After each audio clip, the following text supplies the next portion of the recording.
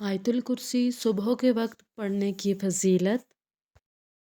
محمد بن ابی بن کعب رضی اللہ اپنے باپ سے روایت کرتے ہیں کہ ان کے کھجوروں کے کھلیان تھے تو وہ اس میں کمی دیکھتے، تو ایک رات انہوں نے چور کو پکڑ لیا جو جانوروں سے مشابہ ایک نوعمر لڑکا تھا۔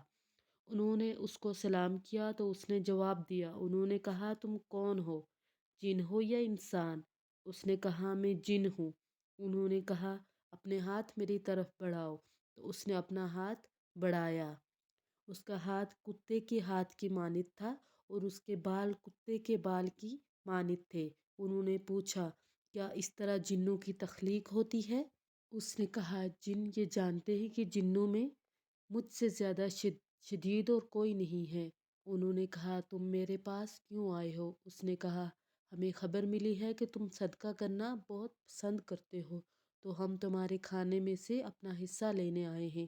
انہوں نے کہا، کیا چیز تم سے بچا سکتی ہے؟ اس نے کہا، وہ آیت جو سورۃ البقرہ میں ہے، یعنی آیت الکرسی پوری، اللہ لا الہ الا ہوا سے لے کے الحی القیوم تک۔ اللہ کے سوا کوئی معبود نہیں، وہ زندہ اور قائم رہنے والا ہے۔ جو کوئی اسے رات کو پڑھے گا وہ صبح تک ہم سے پناہ میں رہے گا، اور جو صبح اسے پڑھے گا وہ رات تک ہم سے پناہ میں رہے گا۔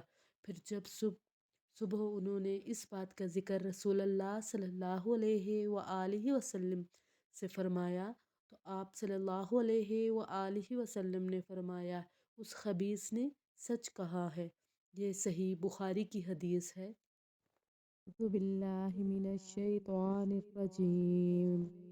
بسم الله الرحمن الرحيم. الله لا إله إلا هو الحي القيوم لا تأخذه سنة ولا نوم له ما في السماوات وما في الأرض من ذا الذي يشفع عنده إلا بإذنه يعلم ما بين أيديهم وما خلفهم ولا يحيطون بشيء من علمه إلا بما شاء وسع كرسيه السماوات والأرض ولا يؤوده حفظهما وهو العلي العظيم.